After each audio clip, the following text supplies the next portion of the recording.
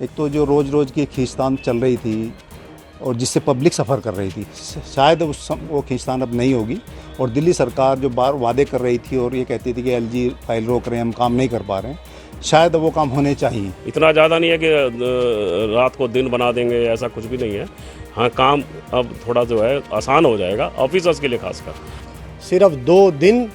सिर्फ दो दिन गरीबों के साथ जीकर देखें, उनको पता लगेगा कैसी ज़िंदगी जी रहे। काम तो केजरीवाल सरकार पहले भी कर रही थी, पर वो हमें डालडा घी दे रही थी।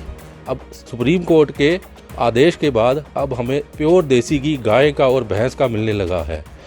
देश की राजधानी दिल्ली में पिछले कई महीनों से दिल्ली के मुख्यमंत्री और एलजी के बीच सत्ता को लेकर, पावर को लेकर जो है सो नूरा कुश्ती चल रही थी। लेकिन सुप्रीम कोर्ट का जो फैसला गुरुवार को आया, उससे साफ हो गया कि दिल्ली की जो असली सत्ता है, जो पावर है, वो दिल्ली के मुख्यमंत्री के हाथों में रहेंगी। और इस सुप्रीम कोर्ट के आदेश के बाद काफ़ी सारे पावर दिल्ली के मुख्यमंत्री को मिले हैं।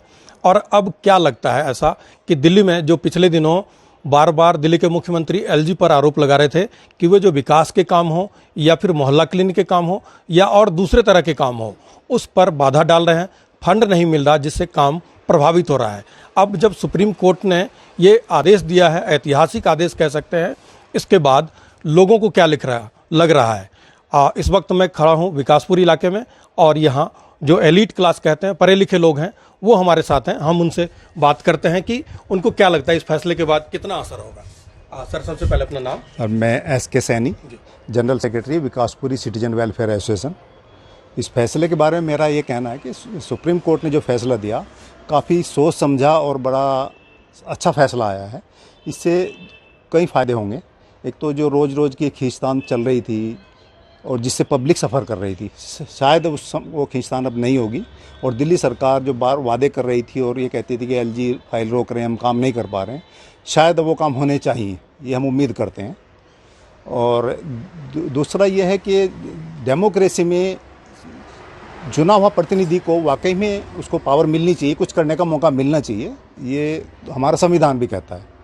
तो मेरी नज़रों में सुप्रीम कोर्ट ने बहुत अच्छा फैसला दिया और उम्मीद करते हैं कि दिल्ली सरकार और जो हमारे नेता लोग हैं वो इस फैसले को सम्मान देंगे और इसके आधार पे जो हमारे रुके हुए काम हैं, जो पब्लिक परेशान है छोटे छोटे कामों की वजह से इधर उधर भटक रही है, कहीं फाइल अप्रूव नहीं हो रही, उस काम में तेज़ी आएगी और पब्लिक को राहत मिलेगी।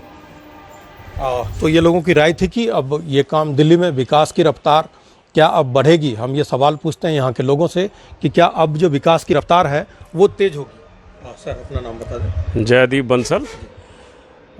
जो सुप्रीम कोर्ट ने अपना फैसला दिया है वो दूध का दूध पानी का पानी करने वाली बात है और इसमें कोई नई बात नहीं है। जैसा सेंटर ने जब स्टेट बनी थी, कानून व्यवस्था और ये प्रॉपर्टी और इसके जो 3 मुद्दे थे वही दिए थे एलजी को।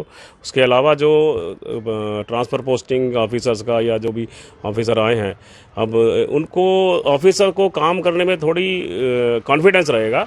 पहले उसके पावर के बीच में बटे रहते थे, काम करें ना करें, कोई नाराज़ ना हो जाए, तो अब थोड़ा कॉन्फिडेंस आएगा। उससे ऑफिसर भी डिसीजन लेने में उनको आसानी होगी और काम कराने में भी करने में भी उनको थोड़ा अच्छा रहेगा। और मेरे हिसाब से फ़ायदा होगा दिल्ली की जनता को। विकास का जहाँ तक बात है, इस रफ्तार बढ़ने की, काम की तरह ही होगा, लेकिन यह है कि थोड़ा सा ज़रूर ये है फ़ायदा होगा कि डिसीज़न जब ठीक टाइम पे सही समय पे फंड मिल जाएगा, सब कुछ हो जाएगा, तो थोड़ा फ़र्क पड़ेगा। इतना ज़्यादा नहीं है कि रात को दिन बना देंगे, ऐसा कुछ भी नहीं है। हाँ, काम अब थोड़ा जो है आसान हो जाएगा ऑफिसर्स के लिए खासकर। और मैं उम्मीद करता हूँ कि दिल्ली गवर्नमेंट और एलजी साहब की जो खींचातान है उसके बंद होने से थोड़ी राहत तो मिलनी चाहिए और दिल्ली गवर्नमेंट की जिम्मेवारी इससे और ज़्यादा बढ़ जाती है। तो लोगों का ये मानना है कि दिल्ली सरकार की जिम्मेदारी अब इस फैसले के आने के बाद बढ़ जाएगी। कुछ और लोग हमारे साथ हैं, हम उनसे बात करते हैं। सर, सबसे पहले अपना नाम। मैं ललित त्यागी, जनरल सेक्रेटरी देवदूत अपार्टमेंट। और मेरा मानना है कि जो सुप्रीम कोर्ट ने फैसला दिया है वो बिल्कुल न्यायपूर्ण फैसला है। हम अब जो दिक्कतें, खींचतान, जो बहाने थे काम ना होने के, कम से कम उससे तो निजात पाएंगे। और जैसे सैनी साहब ने कहा है, मैं 100% उनकी बात से सहमत हूँ और आशा करते हैं कि ऐसा ही हो और दिक्कतें दूर हो जाएं।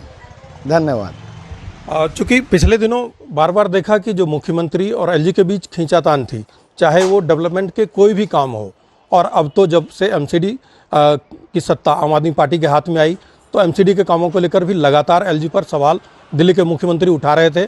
लेकिन अब इस फैसले के आने के बाद अब जिम्मेदारियां दिल्ली सरकार पर हैं, और ये जिम्मेदारियां कितनी बढ़ गई हैं ये कुछ और लोग हैं, हम उनसे जानते हैं।